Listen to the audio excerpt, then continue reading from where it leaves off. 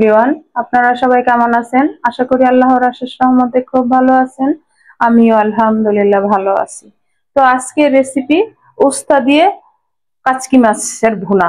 এই যে উস্তা, এটা করলা না, ছোট সাইজ যে উস্তাটা হয় সেটা কেটে ধুয়ে আমি পরিষ্কার করে নিছি। এই যে এখন আমি রান্নাটা শুরু করব, এর জন্য একটা ফ্রাই প্যান বসাই দিছি আর চুলাটাও জ্বালাই দিছি। এখানে দিয়ে দেবো আমি 4 চামচের মতো তেল। বিসমিল্লাহির রহমানির রহিম। যে তেলটা গরম হয়ে আসছে, এখানে আমি এই পর্যায়ে দিব একটা পেঁয়াজ কুচি। পেঁয়াজটাকে একটু হালকা ব্রাউন করব। এখানে আমি একটা বড় সাইজের রসুন ছেঁচে নিছি, এখান থেকে হাফ এখন দিয়ে দিব। এখানে অন্য বাটা আদা রসুন ব্যবহার করব না। আজকের এই রেসিপিটা একেবারে সহজ, কিন্তু খাইতেও টেস্টি আর রান্নাটাও একেবারে চটজলদি হয়ে যায়। যারা উস্তা করলা পছন্দ করেন তারা এই রেসিপিটা করে দেখতে পারেন। আশা করি নিরাশ হবেন না, ভালো লাগবে। তো আজকের এই রেসিপি যদি আপনাদের কাছে একটু ভালো লাগে, আমার চ্যানেলটাকে সাবস্ক্রাইব করবেন, লাইক করবেন, শেয়ার করবেন এবং কমেন্টস করবেন। আর সবচেয়ে বড় কথা, বাসায় তৈরি করে খাবেন। এই যে পেঁয়াজ রসুন ভাজা হয়ে গেল, এখন এই পর্যায়ে আমি মশলাগুলো দিয়ে দিব। এখন দিব স্বাদ মতো লবণ, আর ঝাল যে যতটুকু খান অতটুকু দিবেন। 1 চামচ দিলাম মরিচ গুঁড়া, 1 চামচ দিব হলুদ গুঁড়া, সামান্য একটু পানি দিয়ে দিব যাতে মশলাগুলো পুড়ে না যায়।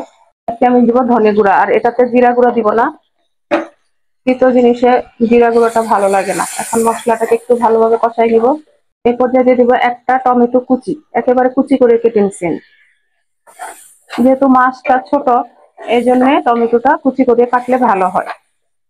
এখন এই পর্যায়ে দিয়ে দিব এই যে কেটে রাখা উস্তা। এইখানে আমার 250 গ্রাম উস্তা আছে, যেহেতু মাছটাও। এখন মশলার সাথে এই উস্তাটাকে আমি একটু কষাই নিব। এই রান্নাটা কিন্তু একেবারে চটজলদি হয়ে যায়, আর বললামই তো, খাইতে অসম্ভব টেস্টি হয়। আর আমি এখানে 250 গ্রাম উস্তা নেওয়ার কারণ হলো, আমার কাচকি মাছটা 250 গ্রামের মতো আছে। এমনিতে আইসের সহ কিনছি, সেটা হলো 500 গ্রাম, কিন্তু আজটা যখন বাদ হয়ে যায় তখন 250ই টিকে। এর জন্য 250 সম পরিমাণেই নিলাম উস্তা আর কাচকি মাছ। যে উস্তা টমেটো একসাথে কষানো হয়ে গেল, এখন এই পর্যায়ে আমি 1 চামচের মতো ধনেপাতা দিয়ে দিব। ধনেপাতাটা দেওয়ার কারণ হলো, ছোট মাছটা দেওয়ার পরে বেশি একটা নাড়া দেওয়া যাবে না, এই জন্য দিয়ে দিলাম। এখন এই পর্যায়ে আমি মাছটা দিয়ে দিব। এই যে মাছটা দিয়ে দিব, দিয়ে দিলাম। মাশাআল্লাহ মাশাআল্লাহ, এখনই গ্রানে মুখে পানি চলে আসতেছে। তো যারা এই সব খাবার পছন্দ করেন, আমার প্রিয় ভাইয়েরা যারা প্রবাসে আছেন, তারা অবশ্যই আমার রেসিপিটা ফলো করে বানায় দেখতে পারেন। এই যে আমি হাফ রসুন প্রথমে দিয়ে দিছি, এখন বাকিটা মাছের উপরে দিয়ে দিব। এই জন্য কিন্তু আলাদাভাবে কোনো আদা রসুন বাটা লাগবে না। আমি 5 মিনিটের মতো একটু কষাই নিই। 5 মিনিট কষাই নিলাম। এখন আমি একটু সামান্য ঝোলের পানি দিব, যেহেতু এটা মাখো মাখো হবে, এর কারণে অত একটা ঝোলের পানি লাগবে না। আলতো হাতে একটু নেড়ে দিব। দেখেন মাশাআল্লাহ, দিব 6টা কাঁচামরিচ চেরা, একটু চিড়ে নিচে। এই যে এখন ঢাকনাটা দিয়ে মিডিয়াম ফ্লেমে 10 মিনিট রান্না করব। এই যে 10 মিনিট পরে আসলাম, দেখেন মাশাআল্লাহ অনেক সুন্দর ফ্লেভারও চলে আসছে। এখন এই পর্যায়ে বাকি ধনেপাতাটুকু দিয়ে দিব উপর দিয়ে। দিয়ে এটাকেও আলতো হাতে একটু বসাই দিব এইভাবে।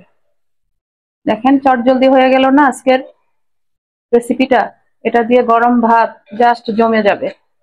এই যে এখন চুলাটা অফ করে দিব, আর এই যে সাথে সাথেই সার্ভ করে দিব। এইভাবে নিলে মাছটা উপরে থাকবে। এই যে, যেহেতু ছোট মাছ, ভাঙার কোনো চান্স নেই। দেখেন মাশাআল্লাহ, এই যে দেখেন মাশাআল্লাহ হয়ে গেল একেবারে অল্প সময় অল্প উপকরণে উস্তা দিয়ে কাচকি মাছ ভুনা। এই কাচকি মাছ ভুনা উস্তা দিয়ে একবার করে খান, আশা করি নিরাশ হবেন না, অনেক ভালো লাগবে। তো যাই হোক, আজকে আমার কাচকি মাছ ভুনা হয়ে গেল। আমি আপনাদের কাছ থেকে বিদায় নিব, আবার নতুন কোনো রেসিপি নিয়ে আসবো। আল্লাহ হাফিজ।